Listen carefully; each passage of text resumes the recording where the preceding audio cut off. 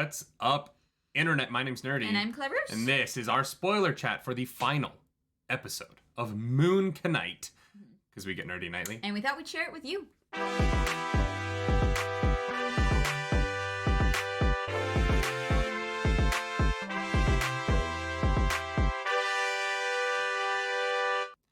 should say the final episode of season 1. Because I do think that we're going to get a season 2 of Moon Knight. Do you think so? Yeah, so there was a tweet that went out, and Moon Knight tweeted, enjoy the series finale this week. And then, the Marvel Twitter account tweeted, enjoy the season finale this week. And then the Moon Knight account changed its tweet to enjoy the season finale. So I think that we are going to get a season 2. Oh my god. Yeah. If not, Moon Knight will show, whatever. The MCU is one long, eternal season of television that never ends. Yeah, for sure. I just, I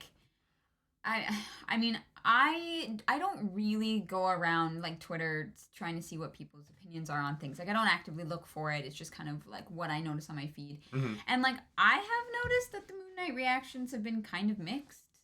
Oh, definitely mixed, yeah. So it seems weird that, this is the show that Disney is yeah, then we're going to do this one again. I think that was a choice that they made before the season came out. I don't necessarily think it's a reflection of the way the season has been interpreted or taken, right? I think that, they... Unlike WandaVision, which was very clearly set up to be a single season of television, yeah. I think that they went into Moon Knight saying hey, I think this one is going to be more than one season, and whether or not that happens, I don't know. Yeah, they definitely went into Moon Knight thinking that they would get a season 2, but I don't know. I think the problem is we don't know how many people are watching it, right? So for them, they don't really care what the conversation on Moon Knight is. They care how many people watched the first episode and stayed to watch the 6th episode. Yeah. And we'll probably never have those numbers. So, who knows? I think that overall, I liked Moon Knight. I liked it. I would say I liked it more than I didn't like it. Yeah. Okay, I thought it was fine. Yeah, I am very mixed on Moon Knight. And this episode in particular, there were some really, really cool things. Mm-hmm. The moment where, Mark goes back for Steven, obviously. Here's the thing. Nothing in this episode surprised me at all. No. Okay. The kaiju gator fighting kaiju Khonshu over the pyramids of Giza did surprise me. I did not expect to see that. All right, fair enough. That one thing surprised me. But yeah, there's some Actually, no. Layla getting a super suit. I did not think that Layla was going to become Wonder Woman. I didn't think she was going to become Wonder Woman, but I did think that she was going to become the avatar of the other god. Of the hippo? Of some other god, yeah. Wow. I was in my head, I was yeah, Khonshu's going to offer her, and she's going to say no because of Mark. She doesn't trust him, and she saw how he manipulated her into it. But she's going to have to be a hero because they're going to have to, because Amit is going to get freed, and they're going to have to contain her. I knew she was going to be someone's avatar. Wow, you called it. I did not. Yeah, that's what I mean. Like, nothing in this episode was really a surprise to me. Down to, like, even the finale. I was like, of course. Like, in the post-credit scene, it's like, yeah, obviously. Like, I was surprised. I was surprised by the very end in that it felt very disconnected from the show. Well, here's the thing. That post-credit sequence should have been part of the episode. Like, it should have been the end of the separating it is weird because it's important. Right, like, here's the thing. Usually it is the plot. It is the plot of the end of the Harrow versus Mark relationship. Yeah. Normally, like, that post-credit sequence is reserved for, like, Easter eggs or teasing what's next. Teasing, yeah. Not the resolution of that storyline that you just watched. It was weird. It was very strange. Yeah, So the plot of this episode is that Mark is in the afterlife and Layla's in the tomb. And we talked last week about, like, oh my god, there's a lot that needs to happen, right? They need to release Khonshu. They need to figure out how to get Steven back if they're getting Steven back. They need to, like, do all of this stuff. And the way that the show goes about doing that stuff is by saying, Layla can just, like, hang out with Harrow's people and they won't notice. So yeah, they just don't notice her walking in with them. Harrow needs to go to the Great Pyramid of Giza. Oh, actually, no, because I guess, yeah, they needed to go to the Great Pyramid of Giza to get the avatars to go there so that they could stop the avatars from having the power to bind Amit. So I guess that made sense. But I don't really understand how Layla was just able to just travel with them. Yeah, very weird. She, like, pulled up her, like, COVID mask, and everyone else was, like, anti-maskers. And so they were maskless, but they didn't, like, think it was strange that this person was with them. Yeah. And then the other thing about this that I found very confusing is... so Amit's power is now in Harrow, right? He gets a sick new staff because he breaks, or he has, I guess his staff changes because he's holding Amit's thing, but he doesn't break Amit's thing yet. Yeah. Which I guess maybe he had to do that at the Pyramid of Giza. I didn't really understand that. But so his staff changes anyway, and his staff becomes rad. Yeah, he levels up his weapons. New staff, very cool. But then Layla's with them, and when he is, so they get to this like Egyptian border gate, and he uses the power to like test all the people there. Yeah. And what my problem with this episode, and kind of with Moon Knight as a whole, is how does his power work here? Because in this moment, he tests all of the guards. And I just would have assumed, because I didn't know Layla was with him at this point, I assumed that it was going to test everyone within that area who had never been tested before. Yeah. Right? God, no, it sounds like I'm talking about COVID. But it doesn't test Layla's soul. Yeah. And also, the guard who gets tested passes, right? He has like balanced scales. Yeah. And then he comes back and Haru's like, you work for me now. And I was like, why? Like, what about this process makes that guard lose his... Yeah, why is that guard suddenly like, yes, okay. Like, right? What? Yeah. And so, like, everything to get them to the Pyramid of Giza is so weirdly convenient. Yeah. And then at the end, Harrow, they release Amit. It's an incredible CGI alligator. Visually stunning, right? Like, never once did that look bad. Yeah. Then Harrow climbs the pyramid to get people to, like, go out in the streets and hold hands with people, because now it's not a purple beam that tests people, but now people have to touch people with their hands. It just felt like every time they used Harrow's power, it was a different thing. Well, that wasn't, I don't think, Harrow's power. That was, he gave the, like, judgment ability to every one of his followers with the tattoo on them, so they were able to just touch people. And there's here's the thing. This show insinuates there are a lot of crappy people in the world.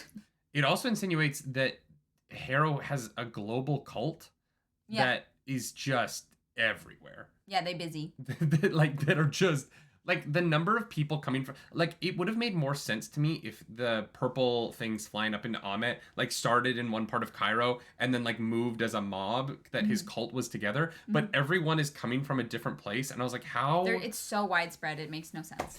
Yeah. And so I think that's what I struggled with a lot, was I just was watching this episode being like, this is so cool. The giant alligator versus giant Khonshu was amazing. It looked really good. The Moon Knight stuff was great. Layla's suit and, like, everything they did with Layla, the like, are you an Egyptian superhero? I am line. I loved Layla in this episode. Amazing. And the suit looked so good. I feel like they could have gone, like, 10% less Wonder Woman 1984 in terms of, like, everything about her. I liked it because Wonder Woman was such a disappointment. So the second one. I needed this. Yeah, so I really I thought May Kalamawi, which Google says that's how you pronounce it, so I hope that I finally got it right. I thought her performance throughout the whole show was fantastic. I really liked her. Yeah, she was great. I hope that Marvel uses her more, because I think that, like, the character that she came up with is really awesome. I think that her the way she played her throughout all the different iterations of her throughout the show was really great. I didn't expect to love that character as much as I did coming in. And I didn't expect to finally love the, like, action in the finale. Yeah, we actually got some action sequences that allowed for a hit without a cut in the sequence. We got to see Steven, Mr. Knight, kicking some butt in a really fun way. Like, it was well done. It looked great. Like, I wanted more of that action in the previous episodes, because we talked about this many times, that every time someone would hit, the camera would cut, and it was so jarring, and it felt messy, and like they were trying to hide things. I don't know why they didn't do this kind of fight editing. I guess it would be editing. Yeah, it was really the editing. The editing of the fighting was so much better in this episode than previous episodes. And it made the fighting really exciting. And it made the Moon Knight stuff really exciting. I thought, like, I also really love that Layla and Mark tag team in a way that makes sense. Yeah, they work so well together. Yeah. And Mark and Steven are able to work so well together. Mm-hmm. And because they balance those scales. yeah, exactly. But yeah, it was you know, it's obviously nonsensical in the sense that it's like superheroes, but it made sense to me how they were working together Mm-hmm. and kind of like sussing each other out, you know? Yeah, it was really striking in Mm-hmm. comparison to the rest of the episodes of the show. Mm-hmm. Like, and that's a shame. Like, I don't, yeah, it's a shame that they only got the action right now. Yeah. Because the action was fine in the first few episodes, but there was nothing that stood out about it. It wasn't interesting. It was kind of generic, Mm-hmm. modern, shaky cam action with Mm-hmm. too many edits. And this was cool. And Yeah. it was finally Moon Knight. And Mr. Knight had his little sticks that I love so much from the comics. And, you know, we finally got kind of the the Moon Knight that I've been wanting the whole time for a brief moment. Yeah. And you know, I loved it in the moment, but then I was also kind of like reminded that like We just went it through took 5 us episodes. this whole season to get to something like what I wanted from the show. Yeah. And yeah, and even like the final moment of that fight where Jake Lockley takes over and Mark and Steven are like, oh, what just happened again, right? I thought that Layla was really like, well done. What? So I'm mixed on it. There's stuff I love about this. The giant alligator contra fight, amazing. Mm-hmm. I thought Amit, the CGI, consistently, and also Talaway, the hippo, the CGI of that, so good. Really great. I do not think that Moon Knight looks as good as it does CGI wise without Jon Favreau's The Lion King, which I know is a movie that you hate, but in terms of what it did for CGI, for Disney understanding how to CGI real animals, Mm-hmm. I think that like you have to give it up to Jon Favreau for kind of pioneering. And this, I will always defend that Lion King because it's not a good movie, but it is a technological achievement that allows for it's like Jar Jar, right? Where you have, even if you hate Jar Jar Binks, Mm-hmm. you have to respect Jar Jar Binks for being the first fully motion captured character and for paving the way for stuff like this. Mm-hmm. And we wouldn't have these incredible CGI animals without Lion King, in my opinion. Mm-hmm. And Jungle Book as well, Right. which is the better of the two movies. But anyway, Yeah. then we get into they trap Amit in Harrow. Oh, Osiris opens the gate. We should talk about how Mark gives a beautiful speech, and so Osiris lets them live. Yeah. That was fun. That was sweet. It's fun that It was we a little don't- easy, but Yeah, but I did kind of like how it was done where we didn't like see him. yeah, It was just like a kind of omnipresent force. It was convenient. A lot of stuff in this series and in this episode was very convenient. I think the most convenient part though wasn't that. I like the like emotional plea to Steven is what changes Osiris's mind and lets him through. Sure. It was Mark in the field of reeds going, nah, I can't do this. And he just like walks out of the afterlife. And I was like, oh, I didn't know that was a thing that you could just do. I guess you can just take a couple steps and like you're good. Yeah. What if he had like tripped backwards? I guess maybe you can't trip in heaven. But like, that would be rad. If they're like, heaven, it's a lot like Earth, but you can't stub your toe, you can't hit your head, and you can't trip. Amazing. No Lego pieces. You know I'm 6'4" because I threw you can't hit your head in there. Yeah. Yeah. It was him like being able to just like walk back to Steven felt convenient. Yeah, like he's like lost in the sand. I don't know how you found him again, but sure. But also like the like sand things didn't attack him. Like I was just like, okay, yeah, I guess he can just go back. Yep. If you were binging this show, it would feel such a short amount of time that loss meant anything. And I think that because we had a week to sit with Steven maybe being dead forever, it matters more. And this maybe is why the weekly release schedule works better for Moon Knight. Yeah. But like if you were binging the show, you'd be like, okay, yeah, well, that was easy. Yeah. Steven's not gone for very long. And that's kind of Moon Knight. It's like, okay, that was easy. It seems like it should have been a bigger deal. Yep. Yeah. But anyways, yeah, they're able to escape and yeah. So I want to talk about the end. Yeah. So they trap Amit and Khonshu wants him to kill Harrow.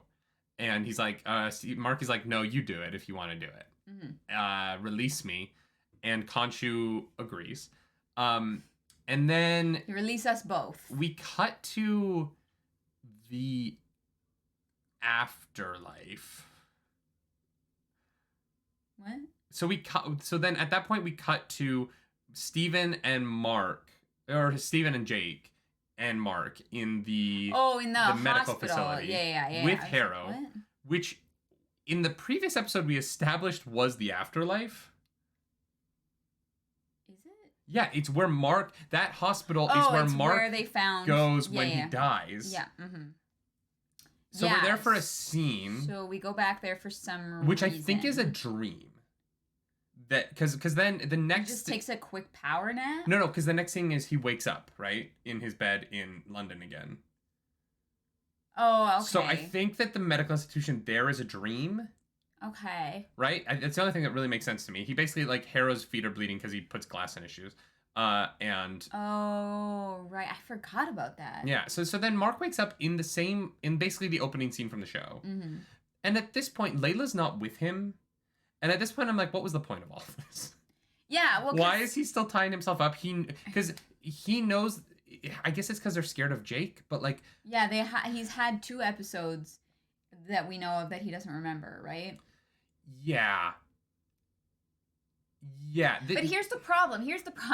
They know that doesn't work because Steven tried to do it for Mark and Mark just put all the things back. You know what I mean? Like it doesn't really make sense why they're trying to do the exact same thing for Jake when Mark could be like, that doesn't work. Like it's a storytelling trope that feels like they used it because it's a storytelling trope, not because it's relevant to the emotional experience that our main character went on through the show. Yeah. And it really deflated I was really hot on this finale until that scene. Because nothing's changed for him. Well, because then Steven and Mark, they're like, we're going to save the world or whatever. We're going to be a hero. Whatever they say in the hospital. In the dream, yeah. And then they wake up, but like they're not bound to Khonshu anymore. They don't have superpowers. I don't know how they're saving the world. Like, I don't know. Yeah, I found why. I found the final scene. Yeah. I agree. Like, when the fighting was happening and stuff, I was like kind of hot on it, and then it was like, and the moment where Mark is like, I'm not going to kill him, despite everything. Mm-hmm. I was like, okay, cool. Like, I like this. I'm into this. I thought he was going to morph into Jake Lockley there and just kill him, and everyone's going to be like, oh, Jake, what's up? Okay, but also, Mark is like, Khonshu, you sound like Ahmed, and I'm not gonna kill him. But Ahmed has literally just murdered like probably hundreds of people. Yeah. So it's not the same thing at all, right? Ahmed judges the things that people are going to do potentially. Mm-hmm. Whereas like Ahmed already killed those people. Like, I don't really agree with the choice to leave Ahmed alive, and I'm kind of on Jake's side. I'm like, yeah, that is very dangerous because this person will obviously try and do this again. Mm-hmm. They're not like they're not repenting. They're not sorry. Like they're like Professor Neil on TikTok did a series of videos that were really interesting about how Moon Knight has no concept of its own relationship with violence. Yeah. And I agree with him, and it really shows in this finale. Like, what is Moon Knight trying to say about violence? Mm-hmm. He's so confused throughout the show because at times Steven hates the idea of violence. Then in this episode, Steven is excited to be good at violence. Like, there's this very odd, like, underlying theme that this show pretends to be about, but doesn't have any consistency in how it talks about it. Yeah. And so ultimately, I'm left with the theme of the show, which is when is righteousness and vengeance okay? And the show ends without trying to have a thesis statement or not a thesis statement, but a concluding statement on that thesis question. Yeah. And so it's very odd because it is such a central theme to the show that the show kind of ends on a weird, like, half measure in relation to its own central idea. Mm-hmm. And then we get the post-credit scene where the show is very much saying that at the end of the day, he does kill Harrow, right? And so the show's relationship with its own idea of violence is really muddled to me. Yeah, it doesn't make any kind of sense. Really. And I think it's them trying to, like, make Mark a hero, which is unfortunate because Moon Knight's not a hero. And I think that's my biggest problem with the show as a whole is that Moon Knight's an anti-hero. Yeah. Moon Knight is a guy who beats people up in the alley, and sometimes you're like, sometimes other characters in those comics are going like, I don't know that person deserved what you just did to them. Mm-hmm. And I'm also not sure that Khonshu exists. So I think that you're using the idea of an Egyptian god to beat people up. Like, he's not necessarily a good guy. Yeah. But the show wants him to have like a hero moment in this final moment that felt like it Out goes of place. against everything about the show so far. Yeah. Mm-hmm. Yeah, I agree. Yeah, yeah. So mixed. I'm mixed. I like the show more than I dislike the show, though. Ultimately, the performances are all like Oscar Isaac, Ethan Hawke, and May Kalamaui are universally great the entire time. Yes. The supporting cast is generally pretty good. Although there aren't a lot of supporting cast, there's a lot of Oscar Isaac talking to himself in this. Yeah. But the lead three of this, and F. Murray Abraham as the voice of Khonshu, obviously is fantastic. But to me, I know that you were mixed on it at the beginning. Can I tell you the weirdest part about the post-credit scene to me? Yeah. Why did they get, like, who put Harrow in a London asylum? Yeah, they were in the middle of Cairo.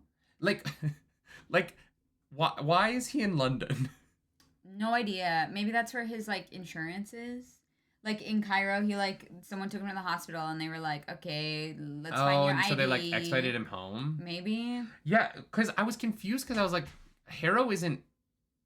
Like, Harrow wouldn't exhibit... Why... Harrow's not, like, out of his... He doesn't have, like, a disorder, right? He's still aware that he's Arthur Harrow. Sure, but there are two people living inside of him. Sure... But, like, even when he sees Khonshu, like, he recognizes him. He's not, like... No, it's true. He's not, like, crazy. Out of it. I don't know. How did they get him there? And why are they keeping him there? No idea. Maybe Mark checked him in. Yeah, that's how Jake knew how to find him. What about his massive cult? Like the show doesn't resolve anything. Yeah. There are still followers out there with, like, scale tattoos. And apparently... hundreds of thousands of them. Arthur Harrow was very busy. Yeah. Yeah, I don't know. Yeah, I don't know. It is. It doesn't make a lot of sense. But Jake Lockley's awesome. I love that he spoke Spanish the whole time in the post-credit scene. That was fun. Oscar Isaac speaking Spanish. Sounds great. Into it, yeah. I don't know. Ultimately, where would you rank this in terms of Disney Plus shows? In terms of Disney Plus shows? I think this was one of the better Disney Plus finales. Last. Really? Of all of them? Yeah. Oh, wow. I would put this this might be the bottom of the rung for me. Yeah. And like I would give this maybe like a 5.5, 6 out of 10. Wow, so you'd go rotten on the Rotten Tomatoes scale. I mean, technically, when I say I am very mixed, I mean, like, I am kind of 50-50 split. And so for me to give more than, 5 out of 10, I feel like, I don't know. Yeah, it's fine. It's fine. There were things about it that I really enjoyed, but there are also things that, you just have to turn your brain off, and it doesn't make sense. It's like the show didn't know what it was trying to say. Yeah. It didn't know how it felt about its own characters and their morals. And so I'm just sitting here. I am unsatisfied by the whole thing. I think ultimately that's the problem, is that even though there's such amazing pieces to the show. Yeah. That the show not knowing its own central pillar means that the best parts of this would flip-flop into the least satisfying parts of this, back and forth. Mm-hmm. And ultimately it becomes really tough because there's so much good in here. The cinematography, I think that this is the best shot of any of the Disney Plus shows. Mm-hmm. I think the way they shoot Cairo in the fight scene at the end of this is makes the nightlife at Cairo so utterly gorgeous, right? Yeah. So I think that it's tough. This is the best CGI of any of the Disney Plus shows. I think it might be some of the better acting performances of the Disney Plus shows. I think that... Really? I still love WandaVision. I didn't say the best. No, I just mean WandaVision. I don't know. But WandaVision had some stuff in it that I didn't love. I love all of the Wanda stuff in WandaVision. Some of the non-Wanda stuff in WandaVision, not my favorite, right? Yeah, it just felt insignificant within that show. Sure. But I would say the supporting cast of WandaVision performances, outside of Elizabeth Olsen, I think that they go toe to toe with Moon Knight's performances in terms of just the acting. All right. Right. But I think WandaVision's plot is consistent and the tone is pretty fantastic and creative. And I think WandaVision's a better show. I think we gave WandaVision like a 9 out of 10, right? Yeah. Like I really would give liked this it. a 6.5. Yeah. So like I'm not comparing. I'm saying that like there are things about Moon Knight that I think are really excellent. Mm-hmm. But the central pillar isn't there. Yeah. And so it all kind of doesn't work. Very sometimes. wobbly. Yeah. Yeah. Yep. No, I agree for sure. Let us know, Yeah. I guess, what you think if you'd rate it out of 10. Because, yeah. This was the Disney Plus show I was most excited about. Because I really love the Moon Knight comics. I think, you know, he's what if Batman had, you know, some interesting things going on with him, and there are some writers that have done that to great effect and made Moon Knight a very interesting comics character, and the show missed that most of all. Yeah, I agree. Let him be an anti-hero. He doesn't have to have his like, I'm not gonna kill him moment. Just let him kill him. It's okay. Yeah. We watched Thor behead Thanos. Yeah. Why hold here? Why draw that weird line at the end of the show? I just don't get it. Yeah, me neither. Yeah. If you like this video, like and subscribe to the channel. If you don't, totally understand. Hit the dislike button. Leave mean comments down below. If you stan Oscar Isaac so hard that you can't hear a negative word about Moon Knight, we understand. Oscar Isaac is one of the just most beautiful, beautiful men on the planet. And you know, the crazy thing about Oscar Isaac is that as he's getting older and he's getting some gray hairs, he's aging like Idris Elba did. Yeah. Where you're like, oh, god damn it, you were already hot and the gray hairs just make you hotter. Yeah. Mm-hmm. Not fair. Not fair. That's rude. Not fair. That's rude. Because I know when I go gray, it's just going to look terrible. So I'm just jealous. You're not going to be able to tell. Your hair's so, like, blondish. Yeah, but that's what's going to make it weird is that it's not like the thing about Oscar Isaac's gray is that it's such stark contrast that it like stands out. As I go gray, it's just I'm just going to look like fuzzy. I'm going to look like a cotton ball. Sure. Yeah. Sure. If you want to follow us around the internet, you can. I'm over at Nerdy Nightly. I'm over at Claris Polaris.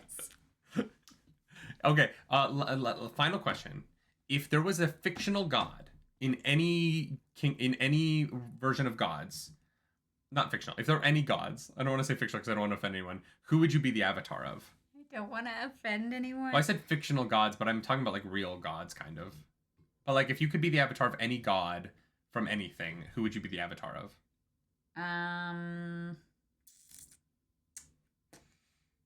Aphrodite. Fair. Yeah. That's what I'm yeah, on the fly. What about you? I would do Zeus, specifically from from just so that I could have that voice in my ear. Okay, I was like, really, Zeus? I think I didn't think you wanted to be a dad. Oh, I don't want to be a dad, but neither did Zeus. But yikes! He did it so many times. No, that voice. If I had like something coming up and I had to like pump myself up, and he was like, "You can do it, my boy," I would be like, "Yeah, I can. Let's go." Yeah. All right. Fair enough. Bye, everybody. Bye, guys. Do something nerdy tonight.